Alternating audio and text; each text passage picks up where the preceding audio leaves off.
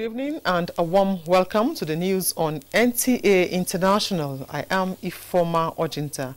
But first, the headlines. United States President confirms no harm on any American as Britain condemns airstrike on Iran. Poor visibility from hazy Harmattan weather impacts negatively on aviation industry in Nigeria. Plus, Nigeria records feat in medicine with first successful separation of conjoined twins.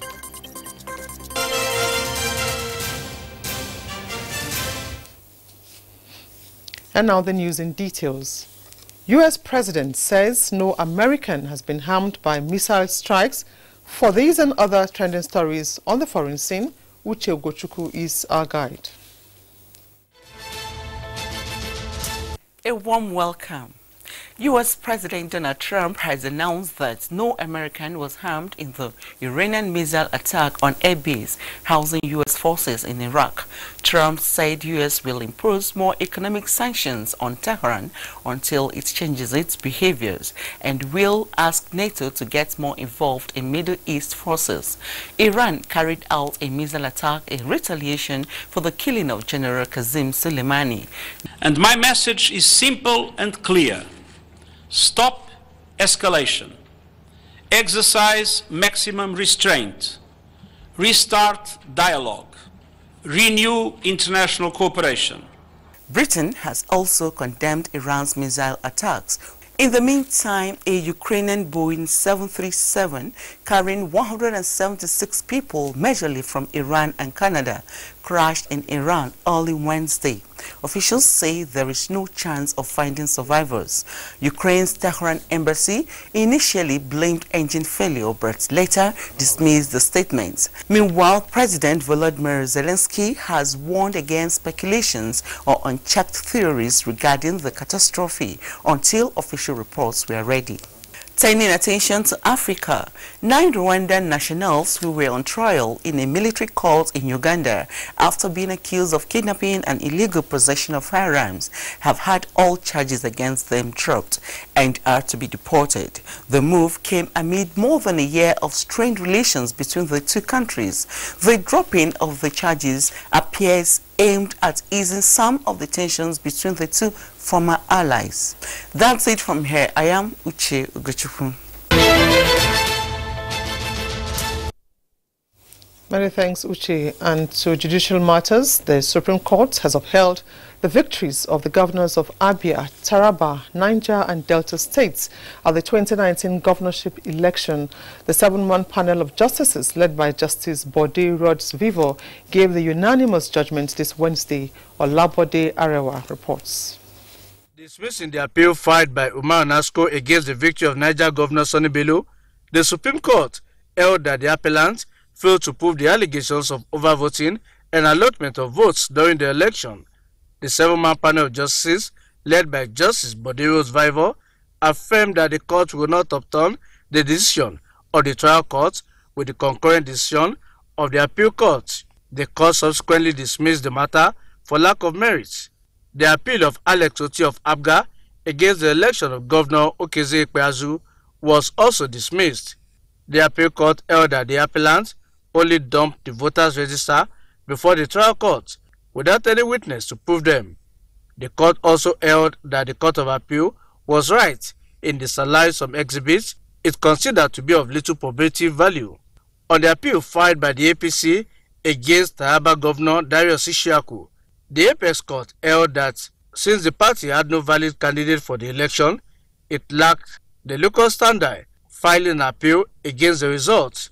The Supreme Court described the appeal as a sheer academic exercise and a mere waste of the precious time of the court. Hence, the appeal was refused. On the Delta governorship appeal, filed by APC candidate Great Ugburu against the election of Governor Ifeanyi Okowa, alleging overvoting, the court also threw out the appeal for lacking a merit. The Apex Court held that while the use of the card reader for the conduct of election was commendable and should be sustained, it is not superior to the voters' register until the use of the card reader is imputed in the Electoral Act. In Abuja, Olabode Arewa, NTA News. We now turn our attention to security matters. The Air Task Force of Operation Lafia Doli says it has deployed some facilities at an Islamic State of West African province ISWAP hideout at Kusuma on the fringes of the Lake Chad. In a statement by NAF Director Public Relations and Information, Air Commodore Ibikunle Daramola, the airstrike is in continuation of the sustained offensive against terrorist targets in the northeast of the country under the auspices of Operation Rattlesnake. The airstrike was conducted after credible intelligence reports indicated a cluster of compounds within the settlement was being used to house some ISWAP leaders along with their supplies. The ATF then detailed attack aircraft to engage the location, leading to the destruction of the designated structures, some of which were seen engulfed in flames. The NAV says it will sustain its air campaign in synergy with surface forces to shape the battle space in the northeast for the effective conduct of further ground and air operations. As part of the ongoing drive to develop a formidable fighting formation through the Nigerian Army University Bureau in Borno State, the Chief of Army Staff, Lieutenant General Tukur Buratai, has inaugurated the Natural and Applied Science Complex for the institution. Defense correspondent Ismail Musa has details of the event. With this, the Pioneer Nigerian Army University Bureau can be described as a unique center of excellence. The university can now boast of a conducive environment for research and development. The center runs special courses like artificial intelligence, robotic, nano and weapon technology to support the replenishment of military equipment. This is in tune with my vision of having a professionally responsive Nigerian Army in the discharge of its constitutional roles. Let me also use this opportunity to thank the President, Muhammadu Buhari, for graciously granting approval for the establishment of this university. With 75% quota of admissions allocated to the civilian and 25% to military and paramilitary, the university commenced academic activities in 2018 with 5 faculties and 39 programs.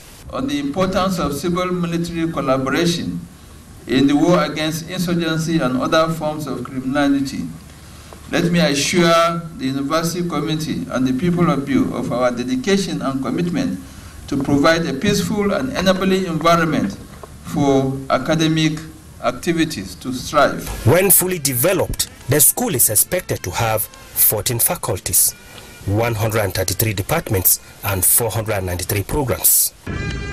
The Pioneer Nigerian Army University Bureau was conceptualized and developed in 2018 to provide research-based solutions to challenges confronting the military in view of its increasing role in the nation's emerging security threats across the country.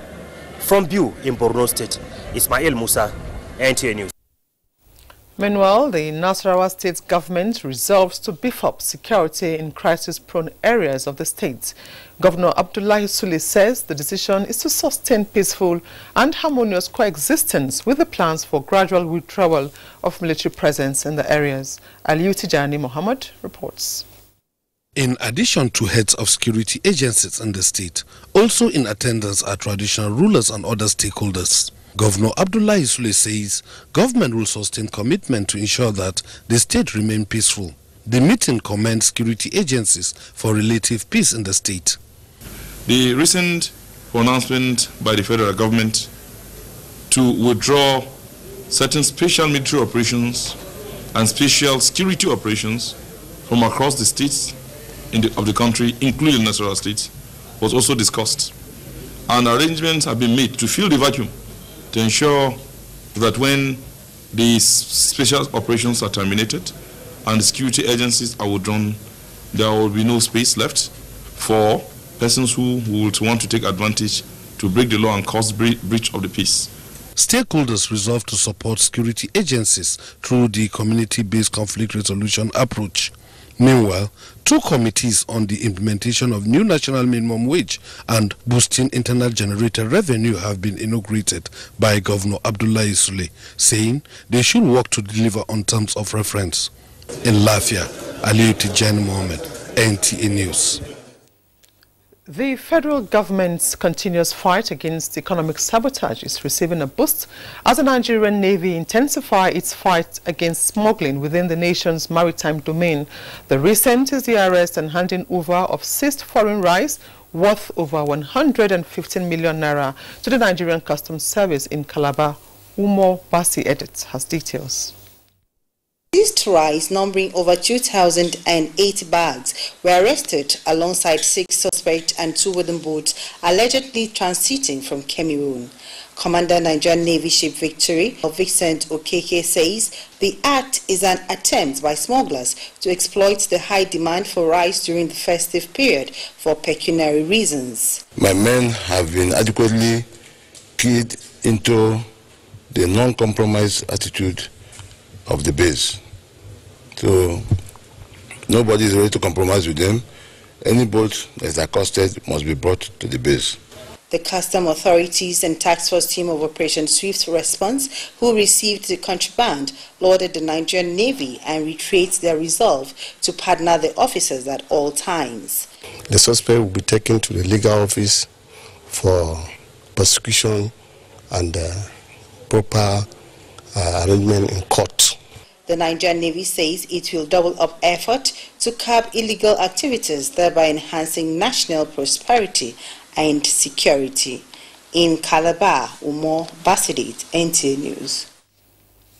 And away from security matters, the $364 million Nigeria is getting from the World Bank and others for malaria drug production is an unprecedented health initiative and a boost for local industry. According to the Buhari media organization BMO, the group also described it as a further proof of global trust in the ability of the President Muhammadu Buhari's administration to judiciously utilize funds at its disposal.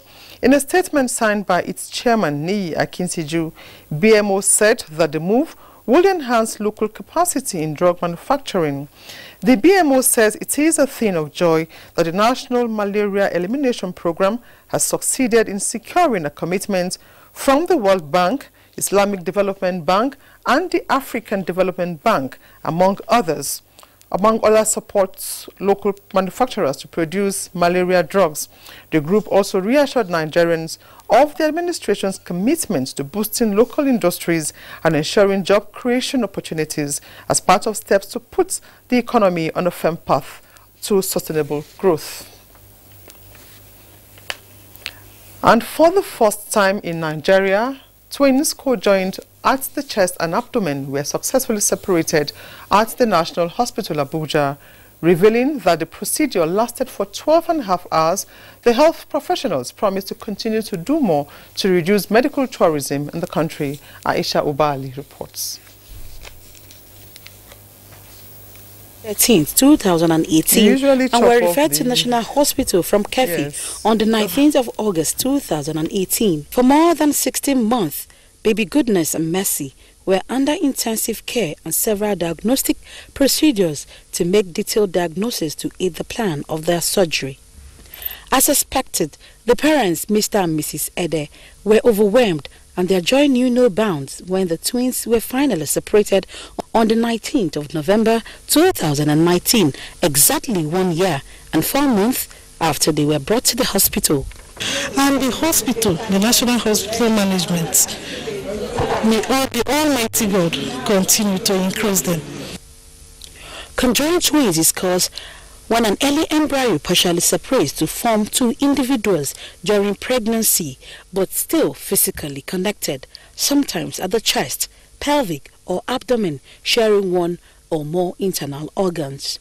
With advances in surgery, the chances for survival for conjoined twins has increased with consideration of where the twins are joined, how many organs they share, and skill of the surgical team. Was actually the size of 2 livers joined together. In terms of separating it, we had very advanced equipment that helped us to separate it very quickly without losing much blood. But we did not count the cost until we are finished. We are still counting the cost. The case of these twins, according to Minister of Health, was an opportunity for Nigerian medical experts, especially those at the National Hospital, to demonstrate their capability and expertise while investing in the lives of the children. To encourage other hospitals to actually show more commitment to be able to bring their teams to work together, to cooperate. Just like the names of the twins, Goodness and Mercy, people say they have brought goodness to their parents, and it was double celebration for the elders, as the mother was given automatic employment and the whole process, which was worth almost 20 million naira, was done free of charge. In Abuja, Aisha Uba Ali, NTA News. This is the news on NTA International, reaching you from Abuja. Stay tuned for more news after this time out. Thanks for staying tuned. The Minister of Science and Technology, Dr. Ogbonnaya Onu, has charged research institutions under the ministry to take the lead in the present administration's efforts to diversify the nation's economy by embarking on research projects that will create jobs and grow the economy. The minister gave the charge when he inaugurated some completed projects at the Project Development Institute, Enugu. Jude Abugu reports. The inaugurated projects include the fully equipped pencil project complex, where pencils are now being produced using locally sourced materials like clay and used newspapers.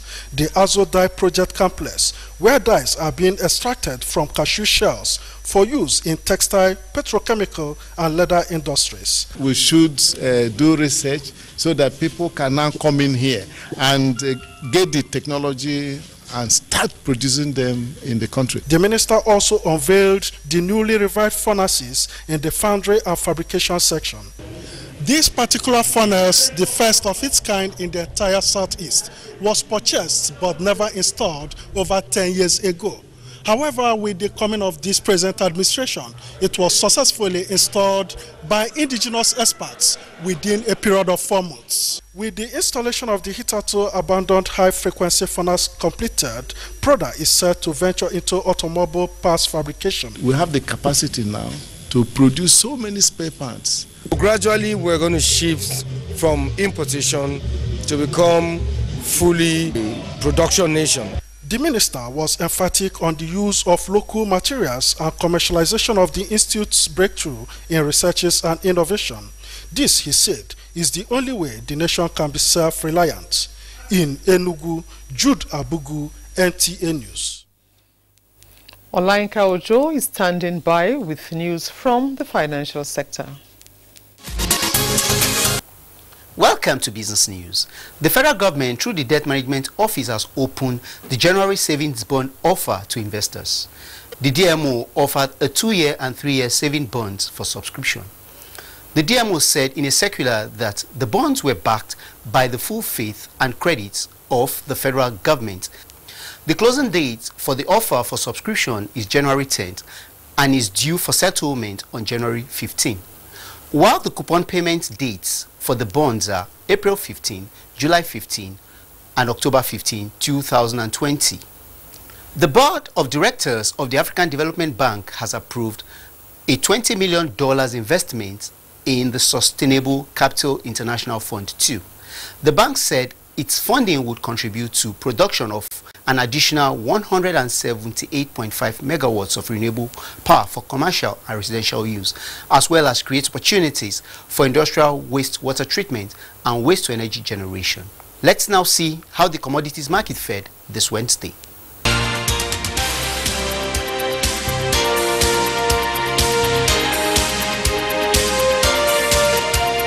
And that's it on this segment of the news. I am Olainka Ojo. Thank you, Olainka. Now, for the last couple of days, owing to dusty Harmattan winds, flights have been disrupted in airports in Nigeria. On our earlier news telecast, Emmanuel Anyimiro has this update. The weather in Abuja has been very pretty, and this had been in line with the forecast from the Nigerian Meteorological Agency, which predicted that within the next 24 hours, the weather outlook in Nigeria will be pretty and will be very bright for all airlines to operate. As a matter of fact, most pilots that I've spoken to, one of them who just left for Kebbi, did say that not much of cancellations of flight have been recorded today because the approach minimum, which is 800 meters, is what is obtainable almost everywhere. And so Abuja Airport has continued to receive landing and witnessing takeoff of aircraft. As you can see, that aircraft which is about to take off is going to one of the northern part of the country, I think Sokoto precisely. This gives you an impression that all over the federation, the weather has been a bit better than what it was yesterday. And this time yesterday, flights were unable to take off to Sokoto. But you can see this is getting ready, and in the next few minutes, it will be off to Sokoto. This has been the situation across the country. President Muhammadu Buhari felicitates with Managing Director, Chief Executive Officer, First Bank, Dr. Adesola Adedutun, on his award of Distinguished Alumnus of the Year by Cranfield School of Management, United Kingdom. In a statement signed by the Special Advisor to the President on Media and Publicity, Femi Adesina, the President believes the award is a vote of confidence on Nigerian professionals, many of who rank among the very best in the world. The fact that Cranfield School of Management is giving Adedutun the award because he exemplifies the values of the school and serves as role model to students and potential students, President Buhari believes it is an endorsement that should make every Nigerian proud. Adedutun attended Cranfield School of Management in 2004 as British scholar. He is a fellow of the Chartered Institute of Banking of Nigeria and Institute of Chartered Accountants of Nigeria, ICANN. And now sports. For 2 decades now, no Nigerian has won the CAF Men's Footballer of the Year award. Tamara Ebiwe in this special report seeks to answers to why the trend persists. Celebrating Asisat Oshoala's record equaling 4th Africa Women's Footballer of the Year award, alongside Perpetua Nkwocha, however, pondering over the missing link in the men's version. Recall that only 4 Nigerians have clinched the men's award in its history.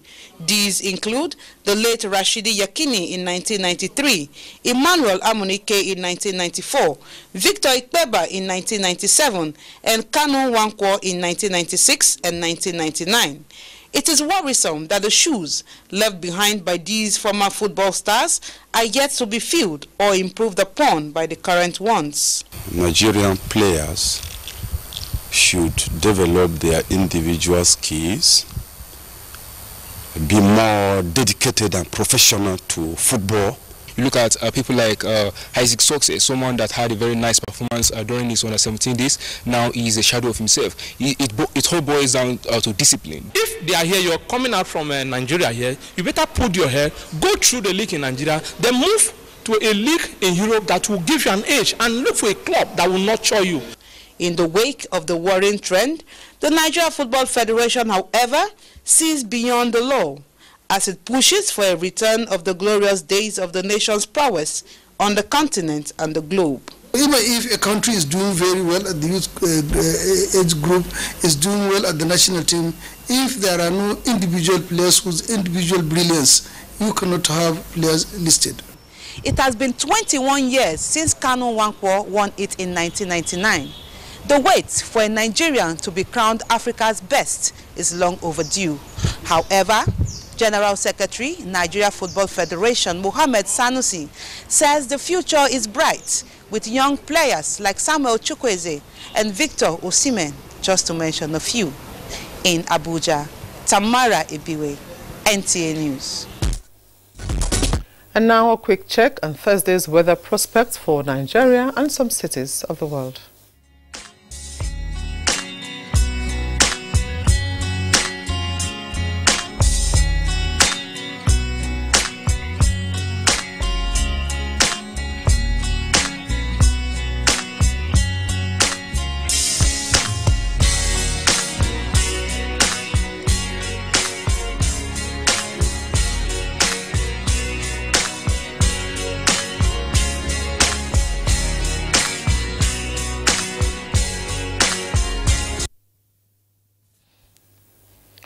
And that concludes the news on NTA International at this time. We thank you so much for watching.